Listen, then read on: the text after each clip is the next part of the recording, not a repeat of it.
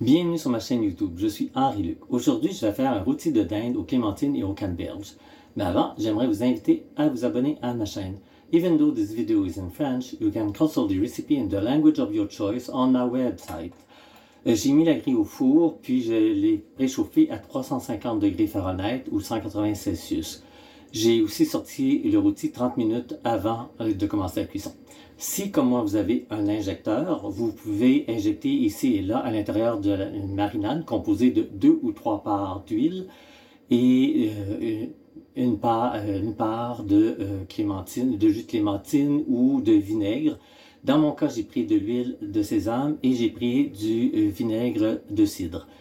Quand on injecte, on utilise l'injecteur, on pénètre, et quand on pèse, en même temps, on fait un mouvement de va-et-vient pour s'assurer qu'il n'y ait pas de poche.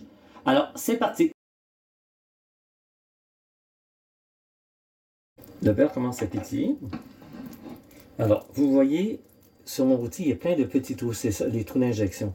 Alors, je mets le rôti et je le fais cuire à feu élevé mais non vif. On va le tourner.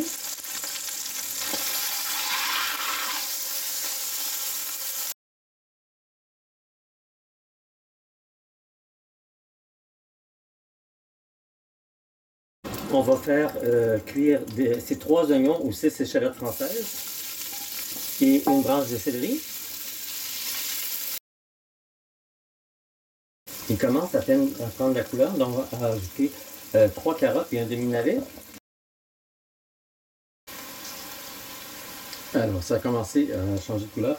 Donc, on va ajouter, c'est entre 2 et 3 tasses. Moi, j'ai 2 tasses. Je vais mettre la moitié pour l'instant. Et là, on gratte la feuille.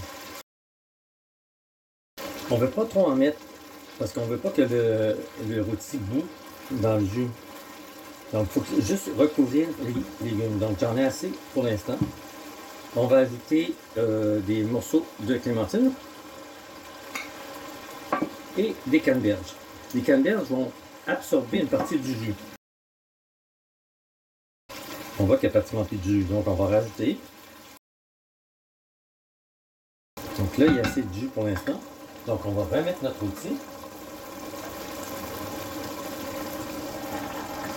On met le jus ici aussi. Et là, on va mettre ça au four. Oh non, on va mettre ça au four. On va planter un thermomètre.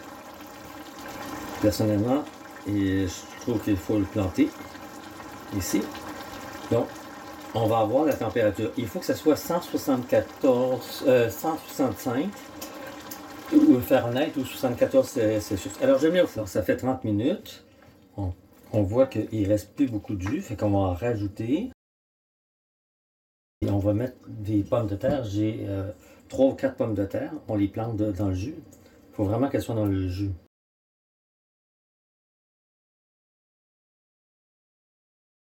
Donc, j'en ai ici encore un peu.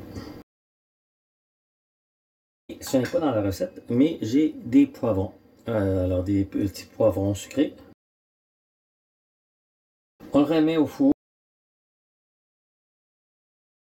Et pour pas qu'elle devienne trop dure, il faut quand même pouvoir l'arroser un peu. Donc, on l'arrose au moins 2 fois. On peut ajouter un peu d'eau maintenant.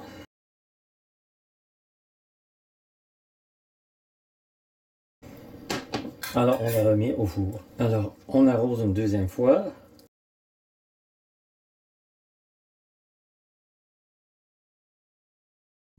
Et je remets au four. Alors, le rôti est prêt, il est à 74 degrés ou 165 Fahrenheit. Alors, je vais le recouvrir avec une feuille d'aluminium et on va s'occuper des légumes et de la sauce. On retire les légumes.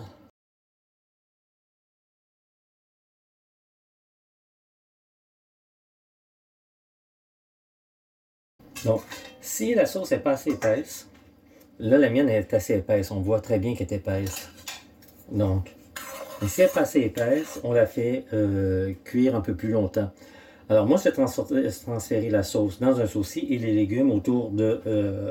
C'était ma recette de rôti de dinde aux clémentines et aux canneberges séchées. J'espère que vous a plu.